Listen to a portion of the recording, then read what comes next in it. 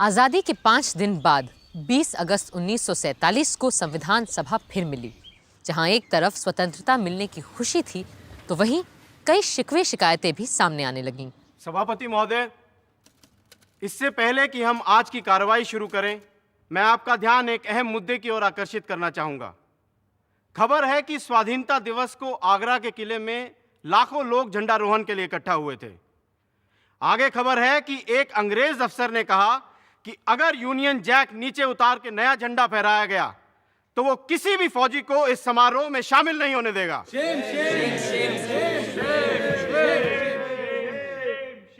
हम किसी भी रूप में अपने राष्ट्रीय ध्वज का अपमान सहन नहीं कर सकते।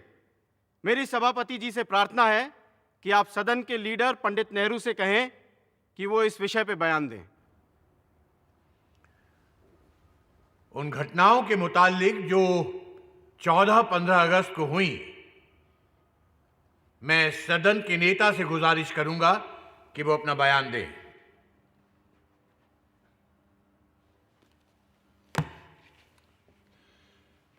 इस सभा में जो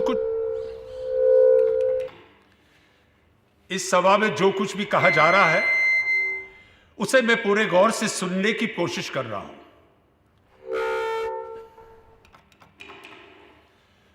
और जो कुछ भी कहा गया है उसका मुश्किल से मुझे 1/4 पल्ले पड़ा है। अब हो सकता है कि यहां के एकूस्टिक्स बदल गए हैं, या तो फिर पिछले दिनों के उत्साह के कारण हमारी आवाजें फट चुकी हैं। Mr. President, sir, the loudspeaker system is not behaving as well as it used to till the 15th of August. It has got infected by independence like all of us. हंसी खुशी और मजाक की बात तो अलग, पर अब संविधान सभा के सामने नई गंभीर चुनौतियां थीं। एक तरफ वो देश के लिए नया कानून बनाने बैठे थे, तो दूसरी तरफ देश भर में हर तरह के कानून तोड़े जा रहे थे। जैसा कि अमेरिकन इतिहासकार ग्रैनविल ऑस्टिन ने लिखा है, the fundamental rights were framed against the carnage of fundamental wrongs. अध्यक्ष महोदय, मैं कुछ कहना चाहता हूं। जी कहिए।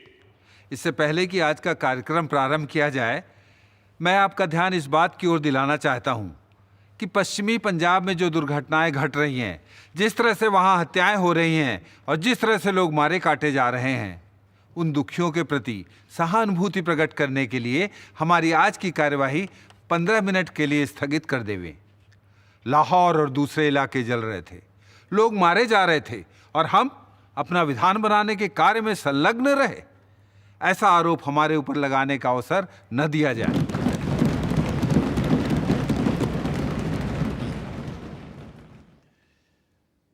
इसमें कोई शक नहीं है कि जो मुसीबत इस वक्त बहुत से लोगों पर गुजर रही है, उससे हमारी पूरी सहानुभूति है और हम जहां तक हो सकता है कुछ करेंगे और इससे बाज नहीं आएंगे। और इस वक्त अगर हाउस के सब लोगों की ख्वाहिश हो तो जो इस मुसीबत में मुब्तला हैं और जिन्हें ये सब तकलीफें भुगतनी पड़ रही हैं, उन सब के लिए हम खड़े होकर अपनी तरफ से दुख और हमदर्दी जाहिर करें।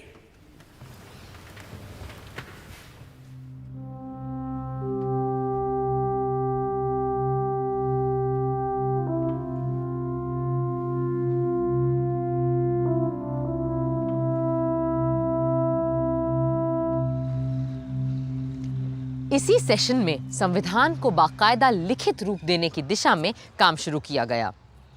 तय पाया गया कि संविधान सभा के constitutional adviser sir Benegal Narsing Rau, जो पूरी दुनिया में संविधान के महान विद्वान माने जाते थे, सभा में पेश प्रस्तावों और कमिटीज की रिपोर्ट्स के आधार पर संविधान का एक मसौदा तैयार करेंगे और इस ड्राफ्ट की संवीक्षा या स्क्रूटनी करने के लिए 7 सदस्यों की एक कमिटी नियुक्त की गई। This assembly resolves that the committee consisting of Honorable Alladi Krishnaswamy Iyer, Shri N Gopalaswami Ayyangar, doctor B.R. Ambedkar, Shri K.M. Munshi, Syed Mohammad Saadulla, Shri B.N. Mitter and Mr. D.P. Khaitan be appointed to scrutinize the draft of the text of the Constitution prepared by the Constitutional Advisor, Sir Banigal Narsingh Rao, giving effect to the decisions taken already in the Assembly. Those for the motion say aye. Aye. And those opposed to it say no. Ayes have it. Ayes have it. Ayes have it. The motion is adopted. Sir Benegal Narasimha Rao के मसौदे को देख और परख के उसे सही रूप देने की जिम्मेदारी थी ड्राफ्टिंग कमेटी की, जिसके अध्यक्ष चुने गए थे डॉक्टर भीमराव अंबेडकर। अब उन्हीं को तय करना था कि भारत के बाशिंदों के बुनियादी हक क्या होंगे, कितने होंगे और कैसे होंगे। बरसों पहले सन 1931 के कराची कांग्रेस अधिवेशन में ही पंडित जवाहरलाल नेहरू ने साफ साफ हर एक हिंदुस्तानी के मौलिक अधिकार की बात सामने रखी थी और गांधी जी ने उनकी तायीद की थी। आज हम कांग्रेस की तरफ से सरकार से ये मांग करते हैं कि आपको हर हिंदुस्तानी को उसके बुनियादी हुकूक देने ही पड़ेंगे। भारत माता की जय! भारत माता की जय! भारत माता की जय! हम मांग करते हैं कि हर शहरी को अपनी बात कहने, विचार रखने की आजादी हो। हर नागरिक को मिलने जुलने, मीटिंग करने का हक हो। हम मांग करते हैं कि हर बशर को अपने मजहब को मानने और धर्म का प्रचार करने की छूट हो। हर जबान और इलाके के बाशिंदे को और खास करके माइनॉरिटी को इस बात का हक हो कि वो अपनी जबान और कल्चर को महफूज रखे। वंदे मातरम! वंदे मातरम! वंदे मातरम! हम मांग करते हैं कि हिंदुस्तान का हर मर्द और औरत कानून के सामने बराबर होगा, चाहे फिर वो किसी कौम, जात, फिरके का क्यों ना हो।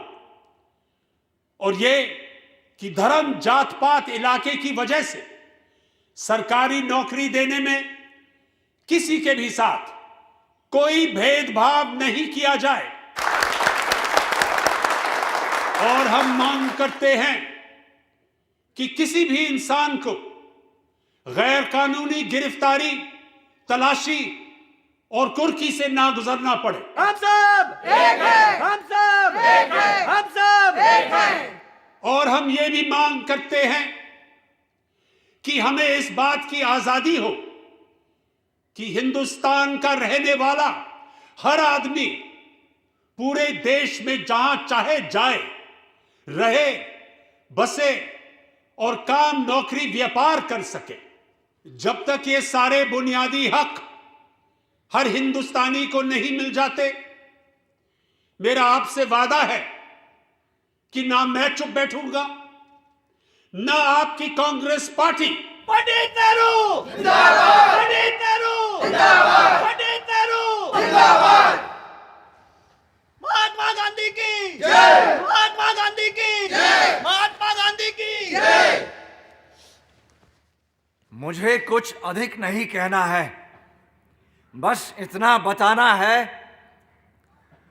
कि भारतीयों के मूल अधिकारों को लेकर जो प्रस्ताव जवाहरलाल जी ने पेश किया है, वो इस सम्मेलन का सबसे महत्वपूर्ण प्रस्ताव है। यही अधिकार तो हमें बताते हैं कि कांग्रेस किस किस्म के स्वराज की कल्पना कर रही है। संविधान सभा ने फंडामेंटल राइट्स को लेकर आज़ादी और बंटवारे से पहले ही सन 1947 में एक समिति बनाई थी, जो पहली बार 27 फरवरी के दिन मिली। As you are all aware, the main task of this committee is to discuss and make suggestions on the rights of the citizens. और मेरे विचार से किसी भी संविधान में उसके नागरिकों का बुनियादी हक सबसे अहम मुद्दा होता है। It is always about the fundamental rights. तो आप लोगों के जो भी सुझाव, प्रस्ताव आदि हों, बेझिझक सामने रखिए। If we look at the fundamental rights and guarantees embodied in the Irish and American Constitution, then all the rights that we may give should be enforceable in courts of law. इसके अतिरिक्त हमें उन अधिकारों की भी बात कर लेनी चाहिए जिन्हें भले हम आज अपने नागरिकों को ना दे पाए, पर जहां तक पहुंचना हमारा सपना है। That's very true, but is there any use in laying down precepts for rights which remain unenforceable and ineffective? अधिकारों के साथ साथ हमें अपने कर्तव्यों की फेहरिस्त भी बना लेनी चाहिए। तो चलिए पहले हम उन्हीं मूल अधिकारों की बात कर लेते हैं जिनके नाम मिलने पर हर शहरी न्यायालय के द्वार खटखटा सकता है। Well, if you ask me, I think we should take the Constitution of the United States of America as a model for the protection of the basic rights of our citizens. If I may, I would like to inform the committee that I have prepared a long list of fundamental rights, which I can lay here. अब यही तो आपका बड़प्पन है Ambedkar ji.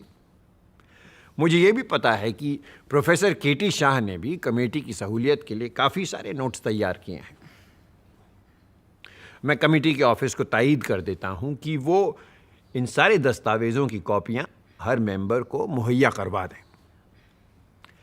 Now may I also suggest that the committee adjourns for at least 3 weeks, hence providing the members with enough time and opportunity to formulate their own proposals.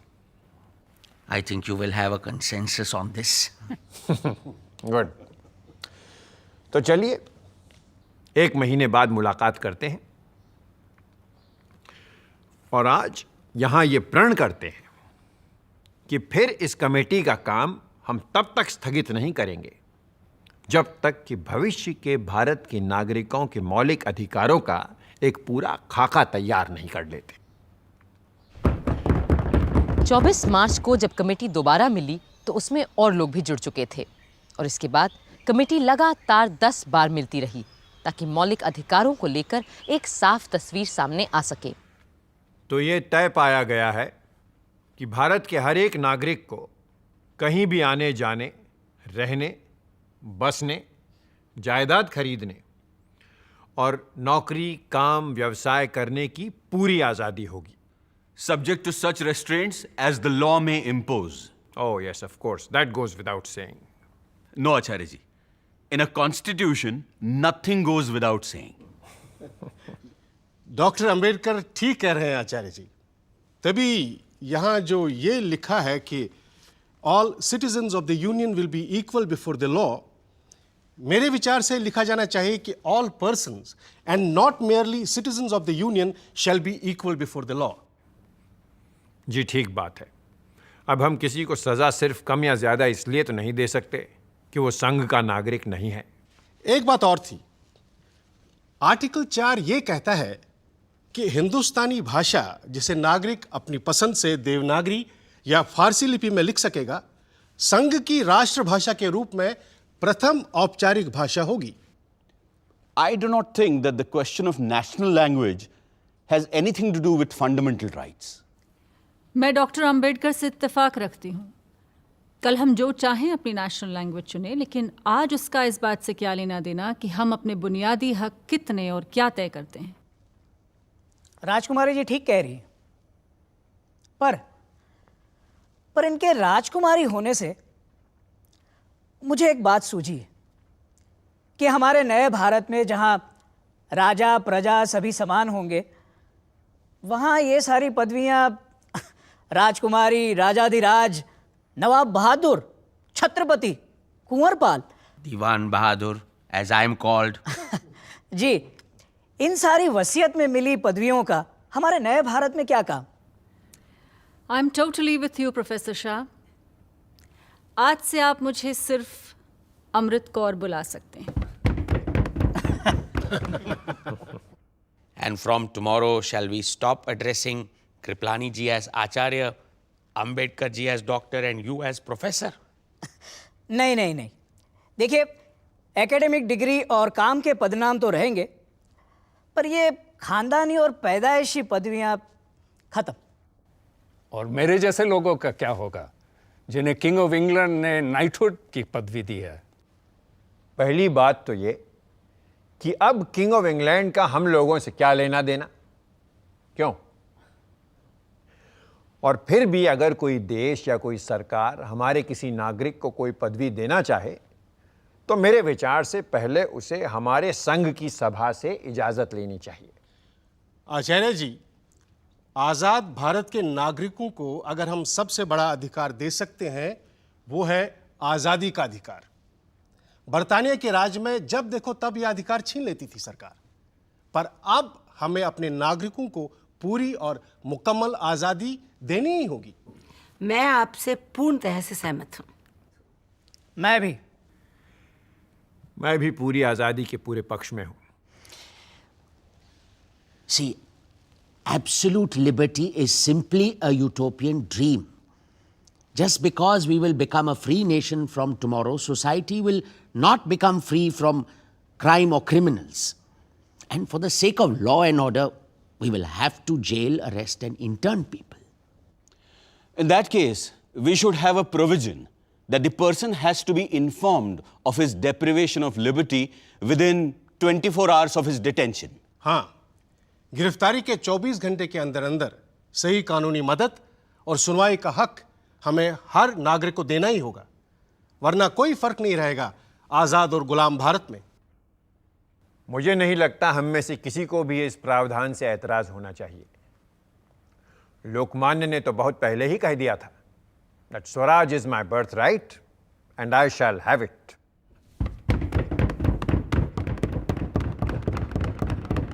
Here. यूं एक एक करके बराबरी, आज़ादी, संस्कृति और शिक्षा, शोषण के विरुद्ध और संवैधानिक सुरक्षा के अधिकार हर नागरिक के अधिकारों में जुड़ते चले गए।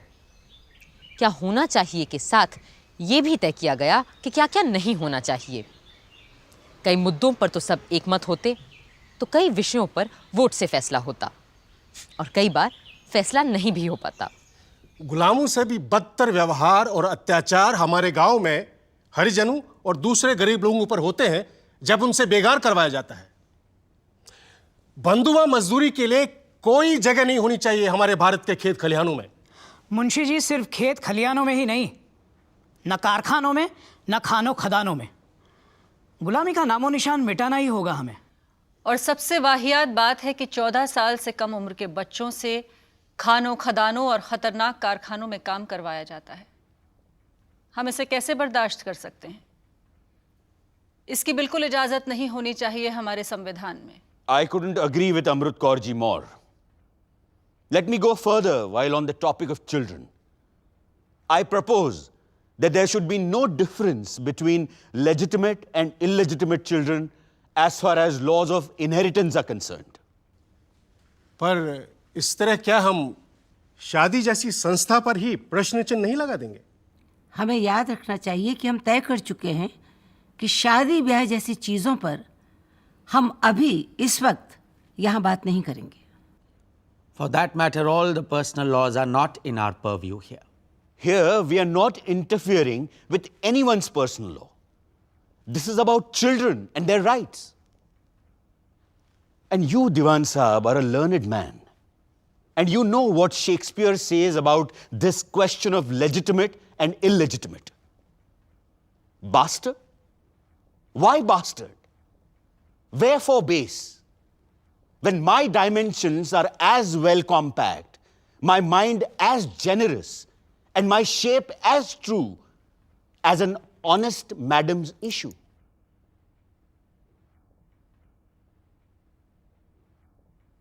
अब शेक्सपियर का जवाब देना थोड़ा मुश्किल हो जाता है, तो एक काम करते हैं, इस विषय पे वोट कर लेते हैं। Those in favor of Dr. Ambedkar's proposal, please raise your hands.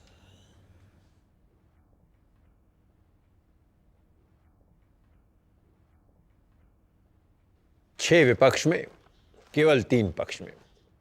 क्या कर सकते हैं अंबेडकर जी? कभी जीत, कभी हार। And we must practice what we preach. ये एक जनतंत्र है आखिरकार। आचार्य जी, मैं यहाँ ये बात फिर से उठाना चाहूँगा कि अमेरिका की तरह हर भारतीय को कुछ साल सेना में बिताने ही चाहिए। Compulsory military training and conscription. But doesn't this also amount to slavery and involuntary servitude? ये स्लेवरी नहीं, सेवा का प्रश्न है अंबेडकर जी। तो इस पर भी वोट हो जाए। ठीक है, जो पक्ष में हैं हाथ उठाएं।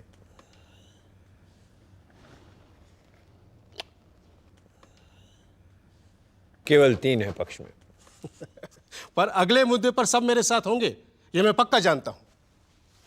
I propose that universal adult suffrage must be guaranteed by the Constitution.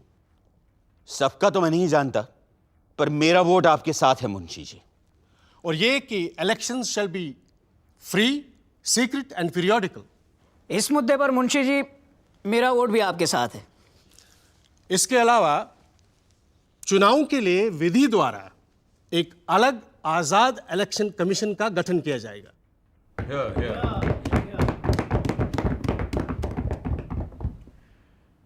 So we are all unanimous on this? Because today we are creating history. आज संसार के इतिहास में पहली बार एक देश स्थापित होते ही बिना किसी जाति, धर्म, लिंग, वर्ण और प्रदेश के भेदभाव के अपने सारे वयस्क नागरिकों को मतदान का अधिकार दे रहा है। And believe me, this voting right is the greatest fundamental right that we will be giving to the citizens of our country. उस समय तक दुनिया के कई अग्रणी राष्ट्रों में भी कहीं कालों को वोट देने का अधिकार नहीं था, तो कहीं औरतों को, तो कहीं और दूसरे धर्म के मानने वालों को। लेकिन हमारा संविधान बनाने वाले एक नया इतिहास रच रहे थे। पर अभी और भी कई मुद्दे तय होने थे, और उनमें से एक था अभिव्यक्ति का अधिकार, the right to freedom of expression. I would like to suggest that a provision should be made by law to prevent the publication or utterance of seditious, obscene, slanderous, libelous, or defamatory matter, and to make such publication or utterance actionable or punishable. I want to add the words likely to promote class hatred. Though this does not actually come under sedition or any of the other things mentioned. And people will have a carte blanche to promote class hatred.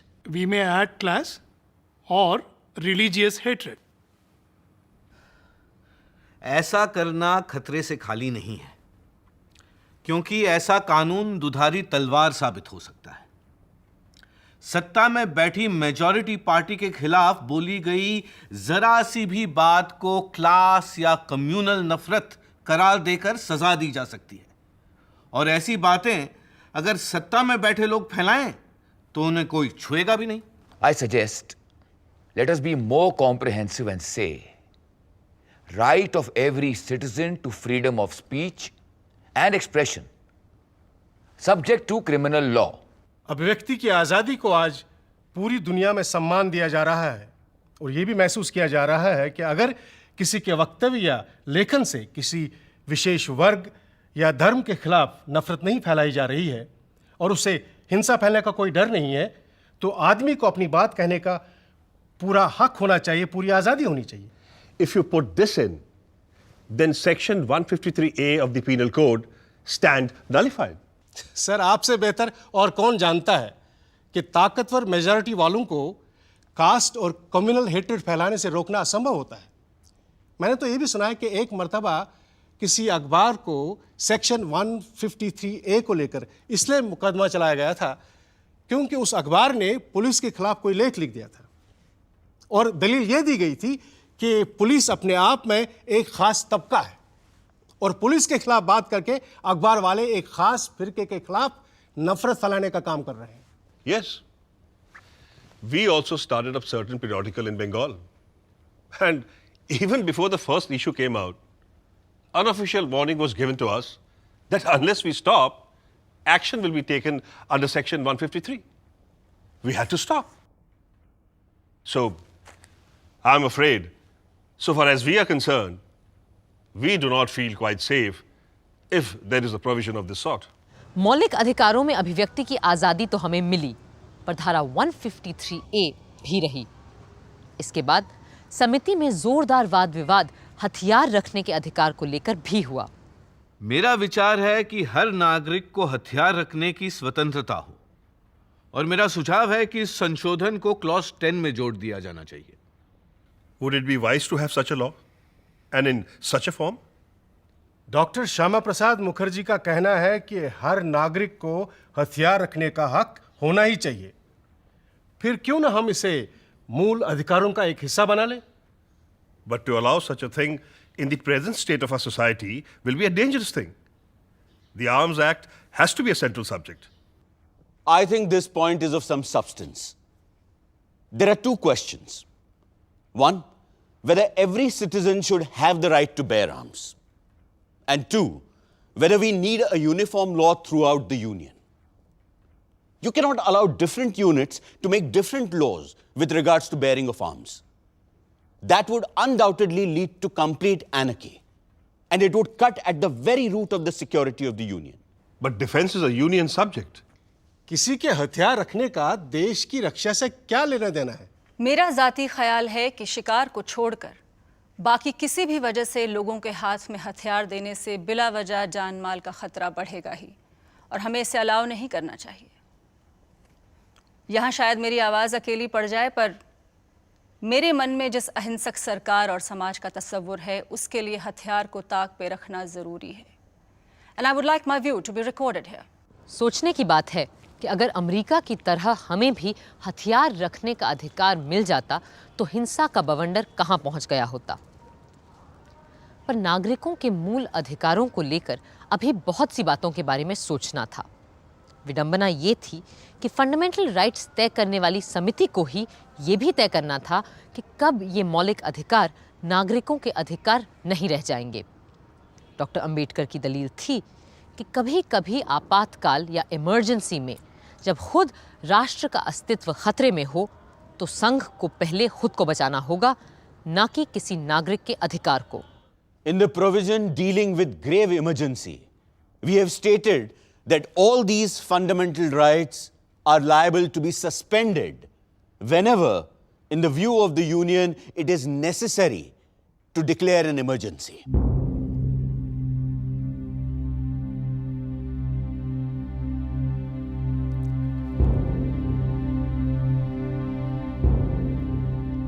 दुनिया के कई संविधानों में मौलिक अधिकारों के चलते आप नागरिक को गिरफ्तार कर ही नहीं सकते, पर हमने इसे अपने संविधान से हटा दिया है ताकि आने वाली सरकारों को हम ऐसी किसी भी बेड़ी में ना जकड़ें। हाँ, पर सही कानूनी कार्रवाई का प्रावधान हमने हर हाल में रखा है। जरूरी सवाल यह है कि क्या लेजिस्लेचर के पास ये विशेषाधिकार होगा कि अगर वो चाहे किसी भी व्यक्ति को बिना मुकदमा चलाए ही कैद में रख सकते हैं? ऐसा कोई अधिकार हम नहीं देने जा रहे हैं जिसके चलते सरकार बिना कानून और अदालत के सामने जाने का हक दिए किसी को भी गिरफ्तार कर ले। छोटी बड़ी कोई बात संविधान बनाने वालों की नजरों से छूटी नहीं थी। जैसे शादी ब्याह को लेकर उस समय चले आ रहे कानून को चुनौती दे डाली श्रीमती हंसा मेहता और राजकुमारी अमृत कौर ने। शादी औरत और मर्द दोनों की हामी से हो और वैवाहिक जीवन में दोनों का समान हक और बराबर की मर्जी हो। ये नुक्ता फंडामेंटल राइट्स में आना चाहिए। आना तो चाहिए, पर मर्द मानेंगे कहाँ? गांधी जी ने तो अपनी प्रार्थना सभा में ये तक कहा था कि मुख्तलिफ मजहबों और फिरकों के लोगों के बीच शादियां होना अच्छा ही नहीं, ज़रूरी भी है। और मैं कहता हूँ कि पति और पत्नी अपने अपने धर्म को ना छोड़ें। पर 1872 के स्पेशल मैरिज एक्ट के तहत ऐसी शादियों की मनाही है। अगर दो अलग धर्म के लोग आपस में शादी करें तो दोनों में से कोई एक अपना धर्म बदले, या फिर दोनों ये हलफ उठाएं कि दोनों नास्तिक हैं। मेरी एक सहेली को तो अपना धर्म बचाने के लिए स्विट्जरलैंड जाकर के शादी करनी पड़ी। अब ये बताइए कितने लोग इस बात को अफोर्ड कर सकते हैं? मेरे ख्याल से स्विट्जरलैंड की तरह हमें भी अपने आइन में ये बात कह देनी चाहिए कि धर्म दो लोगों की शादी के बीच किसी तरह का अड़ंगा नहीं डाल सकता। बिल्कुल। और अगर ये बात संविधान में शामिल हो गई तो अब तक चला आ रहा ये पुराना कानून असंवैधानिक अल्ट्रावायरस करार दे दिया जाएगा। मैं कमेटी को फौरन एक चिट्ठी लिख देती हूँ, फिर देखते हैं तुम्हारे और मेरे अलावा कौन इस मामले में हमारा साथ देता है। मर्द तो शायद ही कोई साथ दे हमारा। कम से कम एक मर्द ने तो साथ दिया इन दो औरतों का, श्री M.R. मसानी ने। फिर भी शादी का मसला बुनियादी हक में शामिल नहीं किया जा सका। यूं मूल अधिकारों पर समिति की कई बैठकों के बाद सरदार वल्लभ भाई पटेल ने सदन को एक पत्र लिखा और बताया कि कैसे समिति ने बुनियादी हकों को दो हिस्सों में बांटा है। The committee has recommended that the list of fundamental rights should be in two parts. The first part consisting of rights enforceable by legal processes,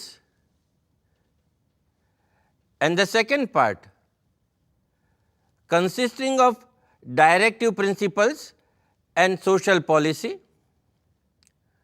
which though not enforceable in courts of law are nevertheless to be regarded as fundamental in the governance of the country.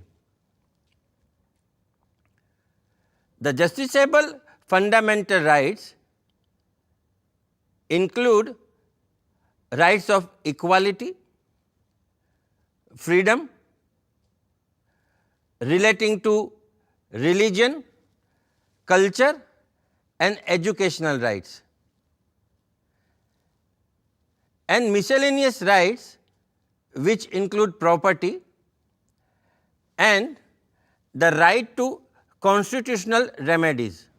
21 अप्रैल सन 47 के दिन fundamental rights committee की अंतरिम report Sardar Patel ने सदन के पटल पर रखी। कमेटी में इस विषय को लेकर दो तरह के मत थे।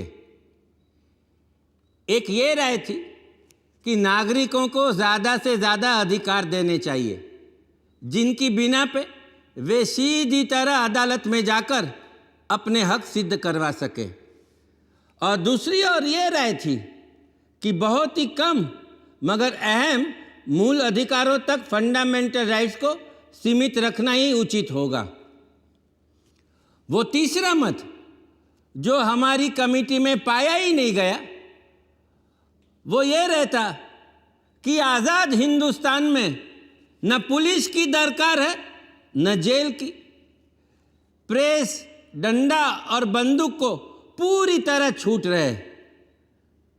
हर एक को जो मर्जी में आए वो करने की संपूर्ण आज़ादी मिलनी चाहिए।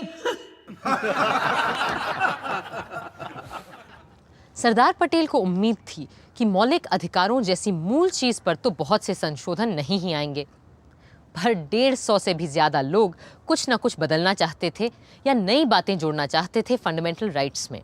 Sir, I do not understand why economic fundamental rights should not be included in these justiciable rights. Economic rights are essential while framing a country's constitution, and they must also be made justiciable. I do not understand why mines, key industries, and basic industries should not be nationalized. Sir, I hope the House will consider my suggestion seriously. शब्द अछूत और अस्पृश्यता की परिभाषा को लेकर तो कई आवाजें उठीं। Sir, the word untouchability requires clarification. Sometimes it means not being allowed to drink a glass of water. Other times, it relates to denial of admission of Harijans into temples or intercaste dining, intercaste marriage. Mahatma Gandhi has used the word untouchability in various ways on different occasions with different meanings. But, sir, untouchability is merely a symptom, the root cause of which is the caste distinction. And unless caste distinction is removed, untouchability in some form is bound to exist. In an independent India, everyone must enjoy equal social conditions.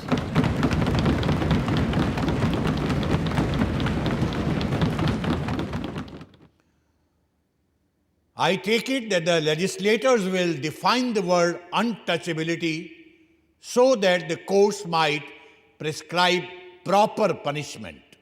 Sardar Vallabh भाई पटेल कुछ और अनुच्छेदों को स्पष्ट करने फिर खड़े हुए। Sir, I beg to move that 1.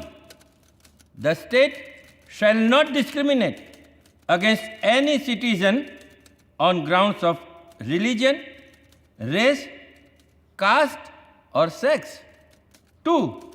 There should be no discrimination against any citizen on any ground of religion, race, caste, or sex in regard to A.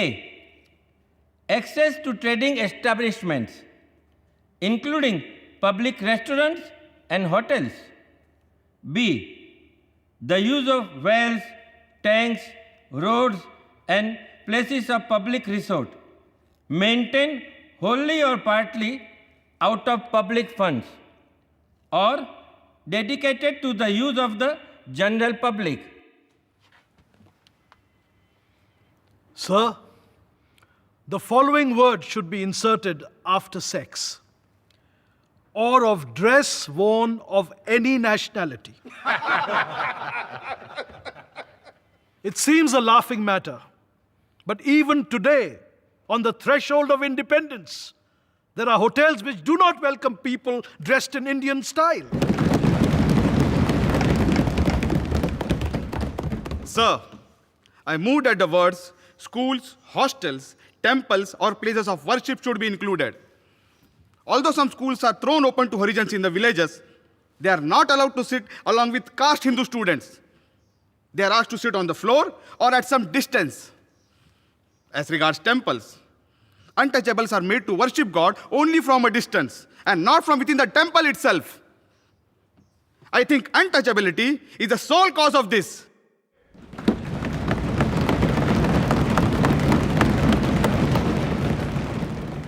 It is suggested that it would be sufficient if you put one clause as follows: the state shall not permit any discrimination on ground of religion, etc. Put like that, it will cover all cases of private institutions as well as state institutions. 150 में से कई लोगों ने अपने amendments वापस भी ले लिए, लेकिन कुछ लोग ऐसे भी थे जो मूल अधिकारों के इस प्रस्ताव से बिल्कुल सहमत नहीं थे। सोशलिस्ट नेता सोमनाथ लाहिरी भी उन्हीं में से एक थे। I am constrained to say that these are fundamental rights from a police constable's point of view and not from the point of view of a free and fighting nation. Does Sardar Patel want even more power than the British government? An alien government, an autocratic government which is against the people and needs to protect itself? Certainly not. Here, according to Sardar Patel, a seditious speech is a punishable crime. If I say at any time in the future, or the Socialist Party says, that the government in power is despicable, Sardar Patel, if he is in power at that time, will be able to put Socialist Party people and myself in jail. Shri Rajgopalachari wants to go even further. Sardar Patel would punish us if we make a speech, but Rajaji would punish us even before we have made a speech. He wants to prevent the making of speech itself if, in his wisdom, he thinks that the fellow is going to make a seditious speech. That is not the basis of democracy.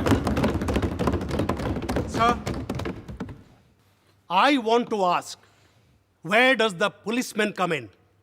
We have had such a bitter experience of policemen in our country that the authors of this document have had to formulate these clauses in such a way so as to have the least possible interference of policemen. Sir, these provisions are intended to see that those people who believe in liberalism at one end and communism at the other will not be able to take advantage of these rights to pave way for totalitarianism. Several states of Europe between the two wars took advantage of fundamental rights to the extent that they came to power and paved way for Nazism on one hand and communism on the other. We have to safeguard ourselves against such a menace. Congress की बहुमत के बावजूद सरदार पटेल ने अपने मुखालिफ सोमनाथ लाहिरी के संशोधन को माना और राजद्रोह यानी सेडिशियस शब्द को प्रस्ताव से हटा दिया. My amendment that the word seditious be deleted has been agreed to by the mover of the resolution. I am especially glad that the Congress party members did not take the advice of Professor Ranga, who thought that democracy and liberty are harmful to India because democracy and liberty are supposed by him to have helped the Nazis to come to power in Germany. Anybody who knows a little history knows that Nazism is not the result of having too much democracy. Nazism came to power in Germany because the rights and liberties that were given under Weimar Constitution were challenged by force by the capitalist classes in Germany with the help of Hitler's Nazi gangsters. ऐसे भी लोग थे जो चाहते थे कि हम अपने संविधान और मूल अधिकारों को तब तक तय न करें जब तक वजूद में आने वाले मुल्क पाकिस्तान का संविधान नहीं बन जाता. सर, जहां तक माइनॉरिटीज के अधिकार की गारंटी का सवाल है, इस मुद्दे को आने वाली सरकारों पे छोड़ देना चाहिए. यहां के लोग शायद ये देखना चाहेंगे कि पाकिस्तान में बसने वाली माइनॉरिटीज के साथ क्या होने वाला है. इसलिए यह मसला फिलहाल इतनी आसानी से सुलझने वाला नहीं है. मैं कहता हूं कि इस समस्या को ऐसे ही हवा में लटके रहने दें तो बेहतर होगा, जब तक कि हमें पता ना चले कि आइंदा के विभाजित हिंदुस्तान की शक्ल क्या होगी और उन इकाइयों में माइनॉरिटीज को लेकर क्या बर्ताव होने वाला है. Mr. President, sir, I am surprised at this statement of Mr. Tyagi. Rights of minorities should be absolute rights. They should not be subject to any consideration as to what another party may like to do to minorities within its jurisdiction. No matter what others do, I think we ought to do what is right in our own judgment. And personally, I think that the rights which are indicated are rights which every minority, irrespective of any other consideration, is entitled to claim. The first right that we have given is the right to use their language, their script, and their culture. We have stated that there shall be no discrimination in the matter of admission into state educational institutions. And no minority shall be precluded from establishing any educational institution. And the state shall not discriminate in giving grants. I cannot understand how there can be any objection to these rights. लोग कहते हैं कि महावीर त्यागी doctor Ambedkar को एक गैर राजनीतिक वकील भर मानते थे, जो स्वतंत्रता आंदोलन से बहुत दूर था और कभी जेल तक नहीं गया था. मगर डॉक्टर अंबेडकर की राजनीतिक सूझ और संवैधानिक सोच कितनी दूरदर्शी थी, ये समझने के लिए फंडामेंटल राइट्स के बारे में मुंबई के सिद्धार्थ कॉलेज के छात्रों को दिया उनका एक संबोधन ही काफी है। The idea of making a gift of fundamental rights to every individual is no doubt very laudable. The question is how to make them effective. The prevalent view is that once the rights are enacted in law, then they are safeguarded. As experience proves, rights are protected not by law, but by the social and moral conscience of the society. If the fundamental rights are opposed by the community, no law, no parliament, no judiciary can guarantee them in the real sense of the word. What is the use of fundamental rights to the untouchables in India? As the British political thinker Edmund Burke said, there is no method found for punishing the multitude. Law can punish a single solitary recalcitrant criminal. It can never operate against the whole body of people who choose to defy it. Social conscience is the only safeguard of all rights, fundamental or non-fundamental.